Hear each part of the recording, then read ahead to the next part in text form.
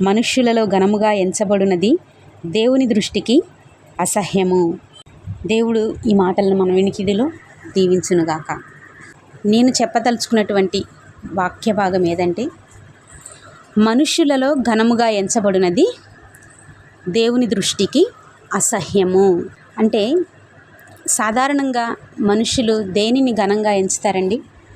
సరి కూర్చోన్నానా? సరి కూర్చోండి. మనుషుల దృష్టికి ఏది ఘనముగా ఎంచబడుతుంది? సాధారణంగా నగలు, విలువగల వస్త్రాలు, డబ్బు, అందమైన భవనాలు, ఇంకా మనుషుల కంటికి ఇంపైనది ప్రతిదీ కూడా మనిషికి విలువ కలిగినదే. అది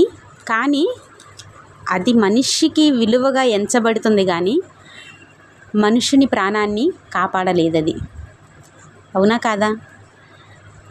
వాస్తవమా కాదా? మన దృష్టికి విలువగా ఎంచబడినది మన ప్రాణాపాయ స్థితిలో అది మనల్ని కాపాడుతుందా? కానే కాదు అని నేనంటాం కాదు, బైబిల్ చెప్తుంది. మనుషుల దృష్టికి ఘనముగా ఎంచబడినది దేవుని దృష్టికి అసహ్యం అంట. దేవుని దృష్టికి ఏంటంట?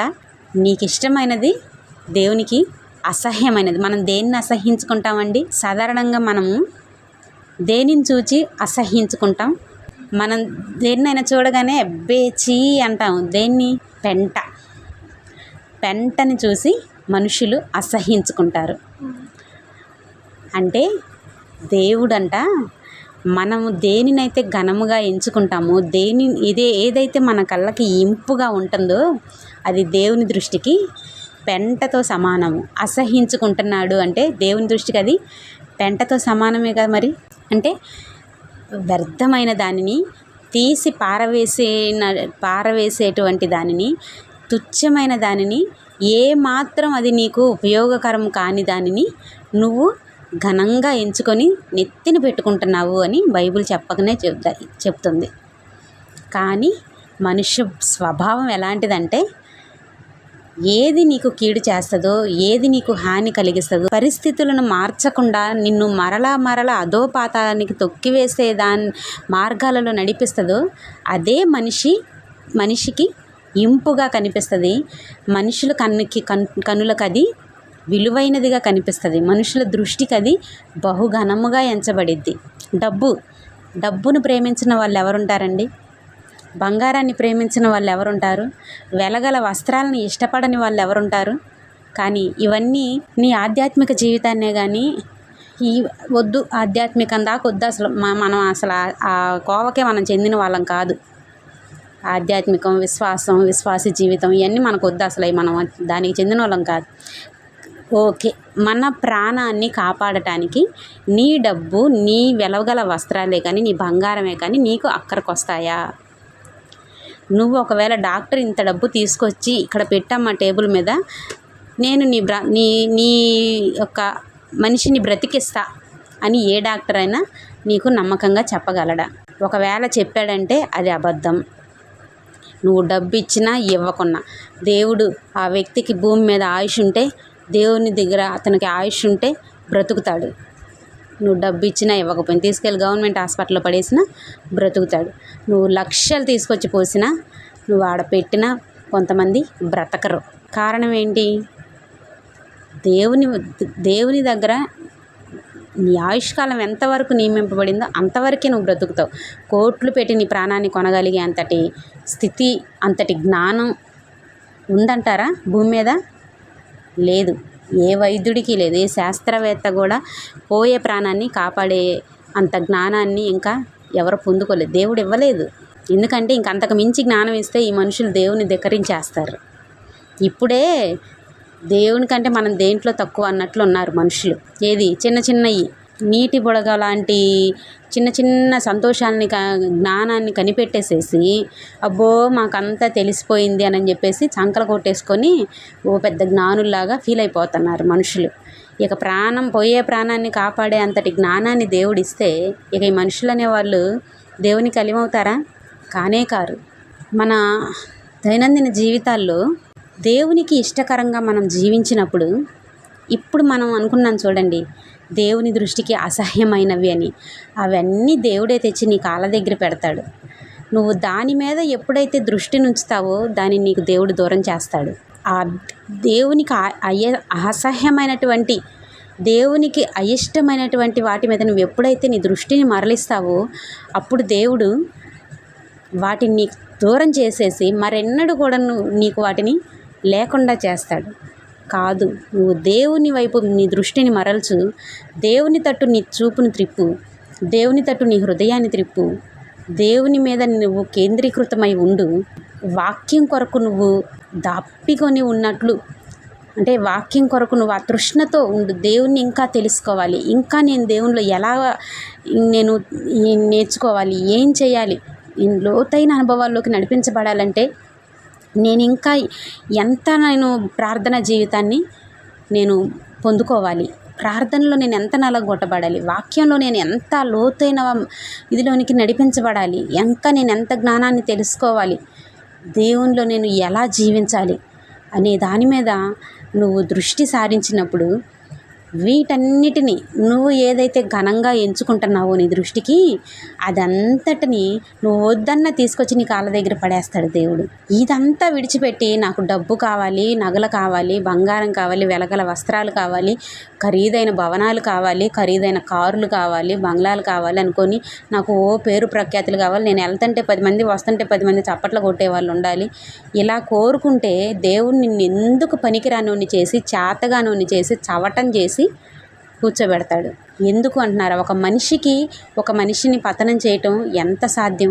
మరి నువ్వు దేవుణ్ణి కాదని ఒకసారి దేవుని దగ్గర నువ్వు ఆశీర్వాదాన్ని అనుభవించి ఒకసారి నువ్వు దేవుని తట్టు తిరిగి మరలా కాదని నువ్వు లోకం వైపు, లోకాశల వైపు, లోకములో విలువైన వాటి వైపు నీ దృష్టిని మరలిస్తే దేవుడు నిన్ను జీరోని నిలబెడతాడు. జీరోలో నిలబెడతాడు నిన్ను.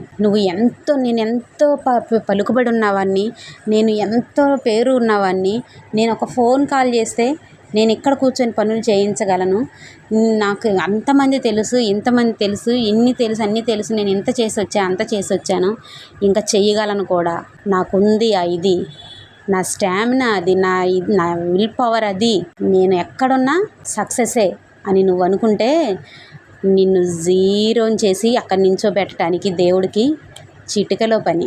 కానీ దేవునికి ఇష్టమైన దానిని పట్టుకొని నువ్వు జీవించినప్పుడు, దేవుని పాదాలు పట్టుకొని నువ్వు బ్రతికినప్పుడు, నువ్వు వద్దు అన్న ఈ లోకమంతటిని తెచ్చి నీ దగ్గర పెట్టడానికి దేవునికి అది కూడా చిటికలో పని కదా.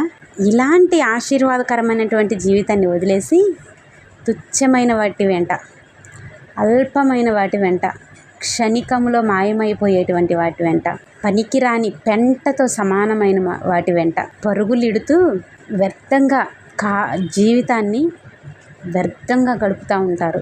నువ్వు వాటి వెంట పరిగెడతా నీ ప్రాణం కోల్పోతే ఏంటి నీ ప్రయాసకి ప్రతిఫలం? ఏంటి నీ ప్రయాసకి అర్థం? ఎవరు అనుభవించినట్లు? అందుకే దేవుడు అంటున్నాడు కదా, పిచ్చోడా, ఈ రాత్రి నీ ప్రాణం అడుగుతాను, నువ్వు సంపాదించిందంతా ఎక్కడరా అని చెప్పి ఒక దగ్గర అంటున్నాడు దేవుడు.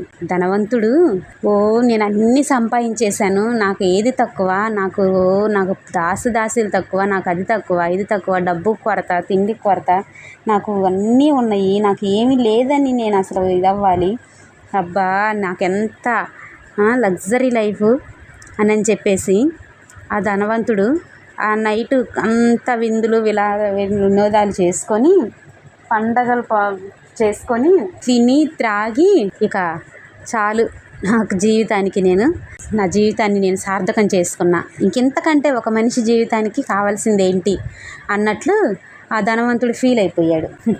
కానీ వెంటనే పైన ఉన్నవాడు ఎవరు? దేవుడు. ఆయన ఏమంటున్నాడో తెలుసా? ఆ ధనవంతుడు వెళ్ళంట పడుకొని, నా ప్రాణమా ఇక నువ్వు తాగు, తిను, సుఖించు, నీకు ఇక అడ్డు లేదు, నిన్ను ఆపేవాళ్ళు లేరు, ఇక నీకు ఎంత కావాలంటే అంత తిను, ఎంత తాగాలంటే అంత తాగు, సుఖించు. ఇక ఇదే మనకి జీవితంలో మిగిలి ఉన్నది, తినటం, తాగటం, సుఖానుభవాలు అనుభవించటం అని ఆ ధనవంతుడు తన ప్రాణానికి చెప్పుకొని విర్రవీగుతుంటే దేవుడు వెళ్ళి అంటాడంట, వెర్రివాడా, నీ ప్రాణాన్ని తిను తాగు సుఖించు, ఇక నీకు ఇంతే, ఇక రాసి పెట్టుందలే, ఇక నువ్వు అనుభవించేసే అని అంటున్నావు వెర్రోడా. ఈ రాత్రి నేను నీ ప్రాణాన్ని తీసుకుంటున్నాను, ఈ రాత్రి నేను నిన్ను నా దగ్గరికి తీసుకెళ్ళిపోవాలనుకుంటున్నాను, అందుకే వచ్చాను, ఏం చెప్తావు మరి ఇప్పుడు నీ ప్రాణానికి అని దేవుడు అన్నాడంట. ఇప్పుడు ఆ ధనవంతుడి పరిస్థితి ఏంటి? ప్రాణానికి ఇప్పుడు దాకా భరోసా ఇచ్చేశాడు కదా, నా ప్రాణమా తిను తాగు సుఖించు, ఇక మనకు అడ్డు లేదు, మనల్ని ఆపేవాళ్ళు లేరు అని చెప్పేసి ప్రాణానికి భరోసా ఇచ్చుకుంటా ఎంజాయ్ చేశాడు. కానీ ఏమైంది? దేవుడు వచ్చేసి ఏమన్నాడు? ఆ ప్రాణానికి ఇక తిని తాగి సుఖించటం అయిపోయిందిరా బాబు, ఇక రా బయలుదేరాని అన్నాడు. ఏమైంది మరి ఇప్పుడు? ఆ ప్రాణం తినటం తాగటం సుఖించటమే ఇక నాకు మిగిలింది తరువాయి భాగం. నేను అన్నీ సంపాదించేసా, అన్నీ సమకూర్చేసా, పేరు ప్రఖ్యాతులు పొందాను, డబ్బు ధనధాన్యాలు ఉన్నాయి, నాకు బంగ్లాలు ఉన్నాయి, వెలగల వస్త్రాలు ఉన్నాయి, నాకు కావాల్సిన దాసీలు ఉన్నారు, నా జీవితానికి ఏది కొరత లేదు, ఏది కొదవలేదు అని సంతోషంగా అంత విందు చేసుకొని విలాసంగా ఉండి చెప్పుకున్న ధనవంతుని గతి ఏమైంది?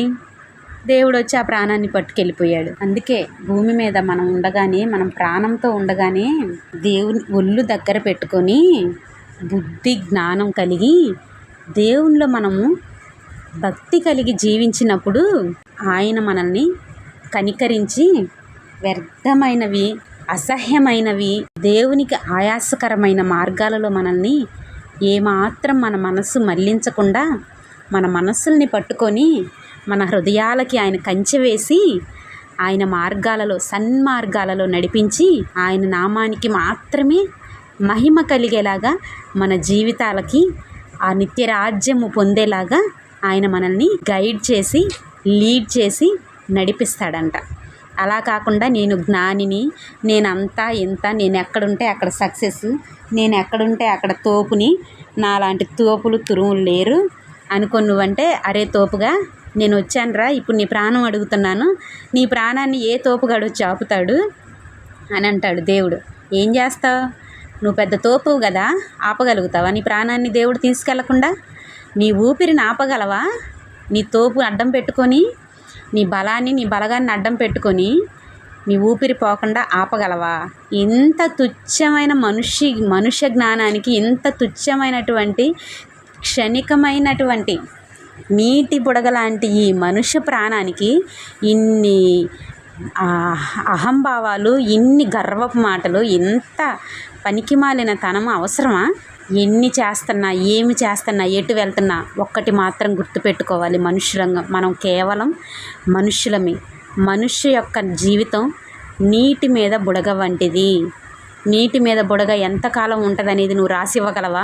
ఒక శాస్త్రవేత్త రాసివ్వగలడా ఇంత సమయం నీటి మీద ఉంటుంది బుడగ అని?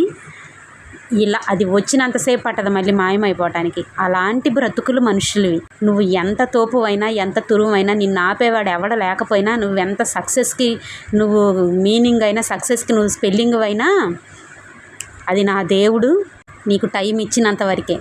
కాదు కూడదు, దేవుడు లేడు, దెయ్యం లేదు, మనుషులకు అదొక భ్రమ, అదొక ఇదిలో ఉన్నారు, అదొక ట్రాన్స్లో ఉన్నారు అనుకొని అదంతా మనుషులు చేయగలిగిన వాళ్ళు చేయగలరు, సోమరపోతులు చేయలేరు, మనుషులకు ఉంది ఆ విల్ పవర్ ఉంది అని అంటే అనుకొని నువ్వు విర్రవీగి నా బలం, నా జ్ఞానం, నా తోపుతనం అనుకొని నువ్వు విర్రవీగావనుకో, ఆ బుడగను ఒక్కసారి వచ్చి దేవుడు టపక్కమంటాడు, ఆ బుడగ పగిలిపోయిద్ది. ఏమవుతుంది నీ తోపుతనం? ఏది చేసినా కానీ ఈ ప్రాణము నీటి బుడగ వంటిదే. నువ్వు నీ తోపుతనం ప్రదర్శించడానికి వెళ్ళేలోపే ఆ బుడగ పగిలిపోతే ఏం చేస్తావు? అందుకే దేవుని దృష్టికి అసహ్యమైన దానిని మనము విడిచిపెట్టి, మనుషుల దృష్టికి ఘనముగా ఎంచబడిన దానిని విడిచిపెట్టి, దేవుని దృష్టికి ఘనముగా ఎంచబడేటువంటి మార్గాలను మనం ఎన్నుకొని ఆ మార్గాలలో మనం జీవించినప్పుడు దేవుడు మనల్ని ఉన్నతమైన స్థానాలలో నిలబెట్టి మనల్ని బట్టి మన కుటుంబాలని, మన వంశాలని, తరతరాలని ఆయన దీవిస్తాడట, ఆశీర్వదిస్తాడట, కాపాడతాడట. నిన్ను బట్టి నీ వంశాలని నశింపచేయగలిగిన దేవుడు, నువ్వు నీతిగా యథార్థంగా బ్రతికితే అదే నిన్ను బట్టి నీ వంశాలని దేవుడు ఆశీర్వదిస్తాడు. నేనొక్కనే భక్తి చేస్తే నా కుటుంబం ఎంత కాపాడబడదు కదా, నేనొక్కనే పాపం చేస్తే నా కుటుంబానికి ఏం తగల అనుకుంటున్నావేమో. దేవుని లెక్కలు వేరు. నేను చేస్తే నాతోనే పోయిద్దిలే, నా ఫ్యామిలీ బాగుంటుంది కదా, నేను తప్పు చేస్తే నేను ఈ చిన్న తప్పు చేసి నా ఫ్యామిలీకి నేను సంపాదించేసి పెడతా, నేను పోతానులే, వాళ్ళు బాగుంటారులే అని నువ్వు తెలివిగా ఆలోచిస్తావేమో. నువ్వు ఎత్తులేస్తే నీకు పై ఎత్తులేసేవాడు ఉన్నాడు నీ పైన. ఆయనతో కాదు, ఆయన దగ్గర కాదు మన తోపుతనం చూపించటం. నువ్వు కుదించి కొలిస్తే అనచ్చి కుదించి కొలిచేవాడు ఆయన. ఆయనతో కాదు మన కక్కటమర వేషాలు. ఆయన నెత్తికి పెట్టి ఒకటి వేయక ముందే మనం చతికిల పడతాము, ఇక వేస్తే ఎక్కడ ఉంటాము. కనుక నువ్వు యథార్థంగా బ్రతుకు, యథార్థంగా నీతిగా బ్రతుకు, దేవునికి ఇష్టంగా బ్రతుకు.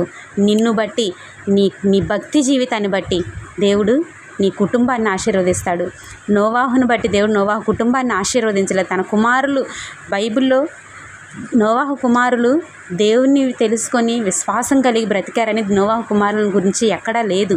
కానీ నోవాహును బట్టి తన ముగ్గురు కుమారులు, తన కుమారులు వివాహం ఆడేటువంటి ముగ్గురు స్త్రీలని దేవుడు ఓడలోనికి చేర్చి రక్షించాడు.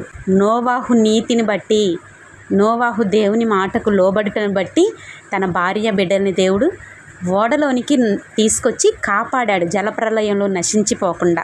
అంతవరకు దేవుడు నోవాహు కుటుంబాన్ని కాపాడాడు. తర్వాత నోవాహు కుమారులు వాళ్ళు చెదరగొట్టబడిపోయి ఎలా వెళ్ళారో అదంతా మనం బైబిల్ చరిత్రలో చూస్తూనే ఉంటాము. ఆ సమయం వరకు ఆ జలప్రలయంలో నశించిపోకుండా నోవాహు కుటుంబాన్ని దేవుడు కాపాడాడు. నిన్ను బట్టి, నీ నీతి ప్రవర్తన బట్టి, నీ యథార్థ ప్రవర్తన బట్టి, నువ్వు నడుచుకునేటువంటి నీతి మార్గాల్ని నీ కుటుంబానికి బోధించుకుంటా నువ్వు యథార్థంగా దేవుని దగ్గర ఉండు, మొదట నువ్వు నీతిగా ఉండు. నీ నీతి యథార్థతలే నీ కుటుంబాన్ని కాపాడతాయి. నువ్వు నీతి యథార్థంగా నడుచుకుంటే నిన్ను చూసి నీ కుటుంబం మారదా? నిన్ను చూసి నిన్ను ఫాలో అయ్యే వాళ్ళు మారరా? నువ్వు చేసేది పాపమేం కాదు, నీతిగా బ్రతకటం పాపమా? పాపం చేయటానికి సిగ్గుపడట్లేదండి మనుషులు ఈ రోజుల్లో. ఒకళ్ళకి నలుగురిని వేసుకొని పనికి మాలినతనంగా పాపకరంగా జీవించడానికి సిగ్గుపడట్లా. ఏంటి, నేను ఒక దగ్గర విన్నాను ఈ మధ్యకాలంలో, ఒక చక్కగా యథార్థంగా ఒక భార్యను కలిగి ఉంటే అది అవమానంగా ఫీల్ అయిపోతున్నాడు ఆ యదవ. ఏంట్రా ఒక భార్యతో ఉన్నావా అంటే అది వాడికి అవమానం అంట. వాడికి భార్య, ఇంట్లో భార్య కాక బయట ఒక నలుగురు ఉంటే అది వాడి మగతనానికి అప్రిషియేట్ చేయాల్సిన విషయంలాగా ఫీల్ అయిపోతున్నాడు వాడు. నాకు అది విని నేను వెళ్ళిన ఒక సహోదరి చెప్తుంటే అసలు ఇది ఎక్కడే పనికి మాలిన తనం, ఇది ఒక్కడే దుష్టత్వం. మనుషులకి నీతిగా బ్రతకటం అనేది మనుషులకి ఇప్పుడు తలవంపులు అయిపోతుంది. యథార్థంగా ఒక భర్తతో ఒక భార్యతో కాపురం చేయటం షైగా ఫీల్ అయిపోతున్నారు. అంటే ఏంటి అంటే నువ్వింకా ఎదగాలి పాప, నువ్వింకా ఎదగాలి బాబు అన్నట్లు గోల్ చేస్తున్నారంట. చెప్తున్నారు నాకు ఆ బ్రదర్ చెప్తుంటే నాకు నిజంగా అమ్మ, నాకు నిజంగా బ్రదర్ అమ్మనే మాట్లాడతారు. అమ్మ ఇలా అంటున్నారమ్మా, ఏంట్రా ఇలాగా. ఆ బ్రదర్కి తెలిసిన ఒక సిస్టర్ కూడా ఇలాంటి పనికి మాలిన తనంలో ఉంటుంటే అది కాదు అని తన తప్పుని తెలుసుకొని తను విడిచిపెట్టి వచ్చి ఉంటుంటేనంట అందరూ ఎగతాళి చేస్తున్నారంట. నువ్వు ఇంక ఎదగాలి పాప అని. అంటే నీతిగా బ్రతుకుతుంటే లోకంలో పాపంలో ఈ బురదలో పందుల్లాగా వావి వరుసలు తెలియకుండా నీతి యథార్థత లేకుండా మంచి చెడు లేకుండా ఉంటుంటే అది బాగుంటుందా? అది నీకు గొప్పతనమా? అది నీ మగతనమా? నీ భార్యని మోసం చేసి నలుగురిని పెట్టుకొని ఉంటే అది నీకు గొప్పతనమా? నీ భర్తని మోసం చేసి ఇంకొక వ్యక్తుల దగ్గర ఉంటుంటే అది నీకు గొప్పతనమా? దేవుని ఉగ్రత నీ కుటుంబానికి వచ్చి నీ కుటుంబాన్ని నిన్ను దేవుడు నాశనం చేసేస్తాడు. దేవుని ఉగ్రతకు చోటివ్వద్దు. పాపం పెరిగిపోతుంది. ఎలా అంటే వావి వరసలు కూడా లేకుండా మనుషులు దిగజారిపోయి బ్రతుకుతున్నారు. సేవకులు అలాగే ఉన్నారు, విశ్వాసులు అలాగే ఉన్నారు, అన్యులు అలాగే ఉన్నారు. ఎక్కడ తేడా ఉంది? ఎక్కడుంది ఇక నీతి? ఎక్కడుంది యథార్థత? దేవుని మనసు ఎక్కడుంది? దేవుని ఉగ్రత కొంతకాలంలోనే మనుషులందరి మీదకి రాబోతుంది. ఆల్రెడీ వచ్చేసింది. చాలా వరకు ఆయన నశింప చేసుకుంటా వస్తున్నాడు మనుషుల్ని. అయినా కానీ మనుషులకి తెలియకుండా, దేవుని యొక్క మనస్సు తెలుసుకోకుండా వ్యర్థంగా జీవిస్తున్నారు. పాపానికి మరింక దాసులైపోతున్నారు, మరింక బానిసలైపోతున్నారు. పాపము నీకు ఏ రోజు కూడా నిన్ను గొప్ప చేయదు. ప్రియ సహోదరి, సహోదరుడా, నువ్వు పాపములో జీవించి పాపంలో మరణిస్తే అది నీకేం ప్రయోజనము? నీ కుటుంబానికి ఏం ప్రయోజనము? అదే నేను ఈ తప్పు చేస్తే ఈ తప్పు నాతోనే పోయిద్దిలే, ఈ తప్పు వల్ల వచ్చే లాభం ఉంటుంది చూడు. తప్పు చేసి లాభం డబ్బు వస్తుంది అని అంటే తప్పు చేయడానికి కూడా వెనకాడట్లేదండి ఈ రోజుల్లో మనుషులు. డబ్బు కోసం ఏదైనా ఆశ చూపిస్తే దానికోసం వెనకాడట్లేదు. ఎందుకంటే కష్టపడి పని చేయకుండా సులువుగా పాపం చేస్తే వచ్చేస్తుంది కదా, సుఖంగా సులువుగా వచ్చేస్తుంది కదా, అది తీసుకెళ్ళి కుటుంబాలకు పెట్టుకొని భార్యాపిల్లలను పోషించుకొని కుటుంబాల్లో చూపించుకొని లోకంలో ఏదో డాబుగా బ్రతికేసేస్తే అయిపోతుంది అనుకుంటున్నారు. కానీ అది నీతి మాలిన బ్రతుకు, అసహ్యమైన బ్రతుకు, పెంట తింటున్నట్లే నువ్వు అలాంటి బ్రతుకు బ్రతుకుతున్నావంటే. అయినా కానీ ఏమనుకుంటారంటే ఈ రోజుల్లో ఇవన్నీ ఎవరు చూడొచ్చారు, ఈ రోజుల్లో ఎవరున్నారు ఇలాగా నీతి న్యాయం అని మడి కట్టుకొని బ్రతికామా లేదా అనేది చూస్తున్నాడు ఎవడైనా ఈ రోజుల్లో అని అంటే. ఉండు, నువ్వు అలాగే ఉండు, కానీ నీ చివరి దినాలు ఉంటాయి చూడు, నీ జీవితకాలం ఉంటుంది చూడు, నీ తర్వాత నీ కుటుంబం కూడా, నీ భార్య బిడ్డలే కానీ, నీ భర్త, నీ పిల్లలే కానీ, నీ కుటుంబం, నీ వంశం కూడా శాపకరమైనటువంటి జీవితాన్ని జీవిస్తుంది. మనుషులు నీ వంశాన్ని చూసి చీ అంటారు. అలాంటి దుస్థితి దేవుడు తీసుకొస్తాడు. దేవుని ఉగ్రత మనం మాటల్లో చెప్పుకుంటుంటే అది సేవకురాలిగా అనకూడదు, కానీ దేవుని కోపం, దేవుడిచ్చే పనిష్మెంటు, ఆయన ఇచ్చే ఉగ్రత, ఆయన నుంచి మనం శాపాలు పొందుకున్నామా అవి చెప్పుకోవటానికి కూడా చాలా కష్టంగా ఉంటాయి. ఇక మనం అనుభవించే స్థితి అయితే మనకొద్దు. దేవుడు నిన్ను నన్ను ప్రేమించి అలాంటి నీతి మాలిన బ్రతుకు విడిచిపెట్టి నా తట్టు తిరగండి, నేను మిమ్మల్ని గొప్ప చేస్తాను, నీతి మాలినటువంటి మనస్తత్వాలు విడిచిపెట్టి నా వైపు రండి, నేను మిమ్మల్ని ఆశీర్వదిస్తాను అని ఆయన మనకి హెచ్చరిస్తున్నాడు. ఈ హెచ్చరికలు విని మనము ఆయన తట్టు తిరిగినప్పుడు ఆయన మనల్ని గొప్ప చేస్తాడు. కాదు కూడదు ఎవరు చూస్తున్నారు, ఇవన్నీ బ్రతికామా లేదా అనేదే కావాలి. పోనీ నాతో పోతే పోయింది, నేను నాశనం అయిపోతే పోయా, నేను పాపం చేయటం వల్ల వచ్చే డబ్బుతో నా భార్య పిల్లలు బాగుంటారు, నా కుటుంబం బాగుంటుంది అనుకొని నువ్వు మొండిగా వెళ్ళిపోయి తప్పుడు పనులు చేసి తప్పు మీద తప్పు చేసి ఏదో నీ కుటుంబాన్ని పోషించుకోవటానికి నువ్వు చేసావో, నీ స్థితి భయంకరం. అది చెప్పటానికి కూడా భాష చాలదు. చెప్పటానికే బాగాదంటే ఇక అనుభవించేటప్పటికి ఎలా ఉంటుందో ఒక్కసారి నువ్వే నీ ఊహకు తెచ్చుకో. అలాంటి స్థితికి అయితే మనము అప్పగించబడొద్దు, అలాంటి పరిస్థితులకైతే మనము తీసుకువెళ్ళబడొద్దు. కానీ దేవుడు మనల్ని ఇదిగో ఈ సమయంలో నీతో నాతో మాట్లాడుతున్నాడంటే, నిన్ను నన్ను హెచ్చరిస్తున్నాడంటే ఆ స్థితికి మనం అప్పగించబడకూడదని మనల్ని ఆయన అమితంగా ప్రేమించాడు. కాబట్టి ఈ సమయంలో ఈ హెచ్చరికలు తెలియచేస్తున్నాడు. ఇది ఏముందలే, ఎవరు చూడొచ్చారులే, ఎవరు వినొచ్చారులే, ఎవరు చెప్పొచ్చారులే అనుకొని పెడచెవిని పెట్టి నువ్వు లోకం పోయే పోకడలు నువ్వు పోయావో, నీకు పట్టిన గతి నీ భార్య బిడ్డలే కానీ, నీ కుటుంబమే కానీ చెప్పుకోవటానికి కూడా అసహ్యంగా భావించేటువంటి గతి పట్టిస్తాడు దేవుడు. నీ కుటుంబానికే కానీ నీకే కానీ అలాంటి దుస్థితికి మనము రావద్దు, అలాంటి దుస్థితికి మనము వెళ్ళొద్దు అని దేవుడు ఈ సమయంలో మనల్ని ఈ పునరుద్ధానపు ఆరాధన ద్వారా హెచ్చరిస్తున్నాడు. వాక్యం చేత హెచ్చరించబడి వాక్యం చేత గద్దించబడిన మనము సరిచేసుకొని ఆయన పాదాల దగ్గర ఉండి ఆయనకు మాత్రమే మనం దాసులుగా ఉన్న ఎడల ఆయన ఏమంటాడంట, గొప్ప చేసి నిలబెడతాడంట. దానికి ముందు మనం చదివాం కదా 13వ వచనము, ఎవరు ఇద్దరు యజమానులకు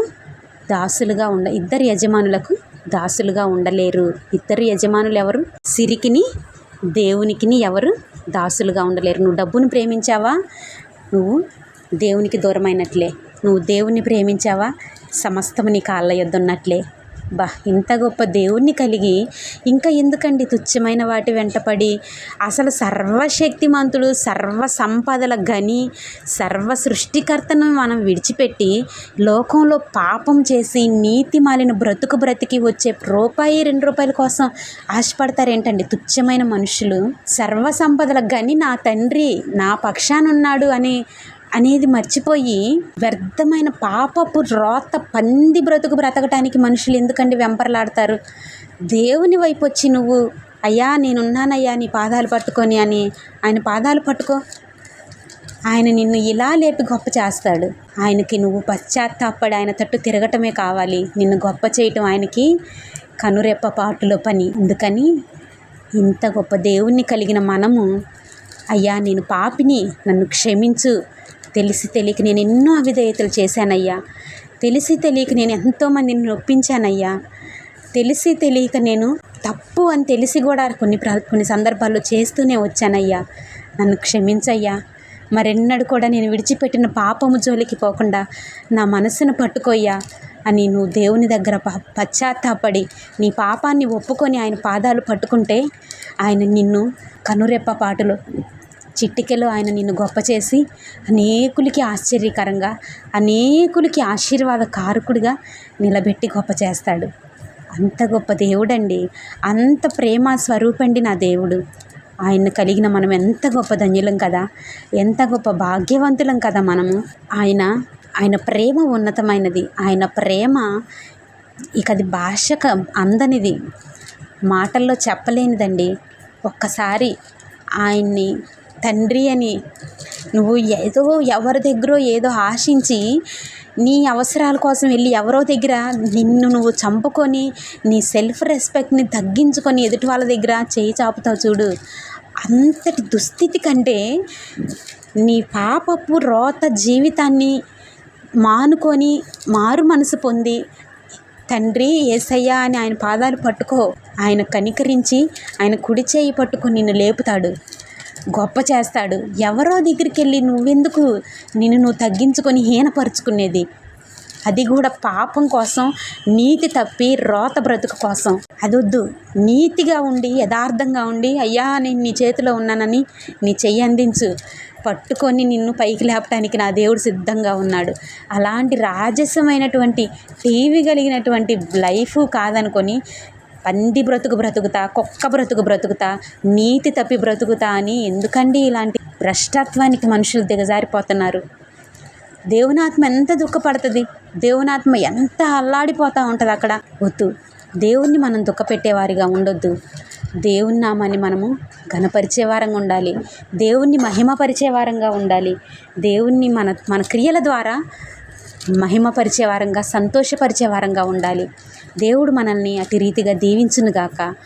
అటు పాపకరమైనటువంటి రోతకరమైనటువంటి జీవితాల్లో నుంచి మనల్ని విడిచిపెట్టి ఆయన దృష్టికి యోగ్యమైన వారిగా మనల్ని ఎంచునట్లుగా యథార్థమైన బ్రతుకు, నీతి కలిగిన బ్రతుకు బ్రతుకుదాము. దేవుడు అటు రీతిగా నిన్ను నన్ను సిద్ధపరిచి ఆశీర్వదించునుగాక. ఆమేన్. ప్రార్థన చేసుకుందాం. తలలు వంచండి. అందరూ కూడా మీ తలలు వంచి కన్నులు మూసి దేవునిలో మిమ్మల్ని మీరు పరీక్షించుకోనండి. అయ్యా నేను నీ చేతిలో ఉన్నానయ్యా, నాకు ఈ పాత బ్రతుకొద్దు, ఈ రోత బ్రతుకొద్దు. కుక్క తన వాంతికి తిరిగినట్లు కక్కిన దానికోసం నేను తిరిగి చూడనయ్యా, ఆశపడనయ్యా. పంది బురదలో తొరిలినట్లు నేను పోనయ్యా మళ్ళీ నా పాత బ్రతుకులోకి. నన్ను ఆశీర్వదించు. నీ దృష్టికి ఘనంగా ఎంచబడేటువంటి జీవితాన్ని నాకు ఇవ్వయ్యా. నీ దృష్టికి అసహ్యకరమైనది ఏది నాకు వద్దయ్యా, నాకు దూరం చెయ్యయ్యా. నేను నీ చేతిలో ఉన్నాను తండ్రి. తెలిసి తెలియని నా విధేయతలను క్షమించు. కొన్ని తెలిసే నేను చేశాను, నా విధేయతలను క్షమించు, నా అతిక్రమాలని క్షమించు. నన్ను శుద్ధినిగా చెయ్యి. నీ దాసునిగా, నీ దృష్టికి యోగ్యునిగా నన్ను ఎంచు, మలచు అని దేవుని సన్నిధిలో నిన్ను నువ్వు తగ్గించుకొని ఆయన చేతికి నిన్ను నువ్వు అప్పగించుకున్నప్పుడు నిన్ను, నీ కుటుంబాన్ని ఆయన ఆశీర్వదించి నిలబెట్టడానికి సిద్ధంగా ఉన్నాడు. నీ కుడి చేయినెత్తి ఆయనకి అందించగలవా? తీర్మానం చేసుకున్న నువ్వు నీ కుడి చేతినెత్తి చూపించు. దేవుడు ఇదిగో ఈ క్షణమే ఆయన దక్షిణ హస్తము చాపి నీ కుడి చేతిని పట్టుకొని ఆయన నిన్ను హెచ్చించబోతున్నాడు. ఆయన దృష్టికి ఘనముగా నిన్ను ఎంచబోతున్నాడు. చేతులెత్తి ప్రతి ఒక్కరూ తీర్మానం చేసుకున్న ప్రతి ఒక్కరు కూడా మీ కుడి చేతిని ఎత్తండి. నేను మీ కొరకు చిన్న ప్రార్థన చేస్తాను. పరిశుద్ధుడైన దేవా, ప్రేమ స్వరూపి, స్తోత్రము నాయన. ఈ సమయంలో నాయన ఇంతవరకు ఈ పునరుద్ధానపు ఆరాధనలో సార్వత్రిక సంఘాలు సకల పరిశుద్ధులతో మీరు మాకు ఇచ్చిన ఈ పాలు పంపులకై మీకు స్తోత్రాలు తండ్రి. ఇదిగో ప్రభువా, మనుషుల దృష్టికి ఘనముగా ఎంచబడినది నీ దృష్టికి అసహ్యమైనదని మేము ఈ దినాన మేము నేర్చుకొని ఉన్నాము. ఏది నీ దృష్టికి అసహ్యమైనదో, ఏది నీ దృష్టికి అయిష్టమైనదో మేము ఎరిగి దానిని విడిచిపెట్టి, ఇదిగో తండ్రి నేను నీ చేతిలో ఉన్నానయ్యా, నీ దృష్టికి అసహ్యముగా ఎంచబడిన ప్రతిదీ కూడా నేను విడిచిపెట్టి నీకిష్టమైన మార్గాల్లో నడవటానికి, నీకిష్టమైన బిడ్డగా నేను బ్రతకటానికి నన్ను నేను సరిచేసుకొని తెలిసి తెలియని నా విధేయతల్ని ఒప్పుకుంటూ నా కుడి చేతిని నీకు అప్పగిస్తున్నానయ్యా, నీ తట్టు చాపానయ్యా, నువ్వు నన్ను పట్టుకో. ఇదిగో తండ్రి అట్టి రీతిగా తీర్మానం చేసుకొని చేతులు కుడి చేయి ఎత్తిన ప్రతి ఒక్క బిడ్డని కూడా ఆ బిడ్డ కుడి చేతిని మీరు పట్టుకోనండి. వారు చేసిన తీర్మానాల్లో వారిని నిలబెట్టండి.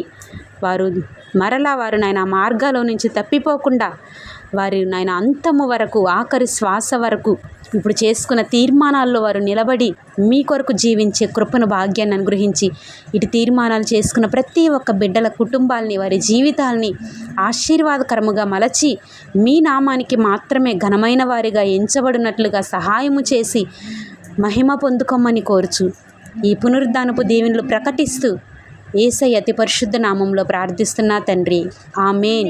ప్రభువైన యేసుక్రీస్తు వారి కృప మీ అందరికీ తోడై ఉండి కాపాడును గాక. ఆమేన్, ఆమేన్.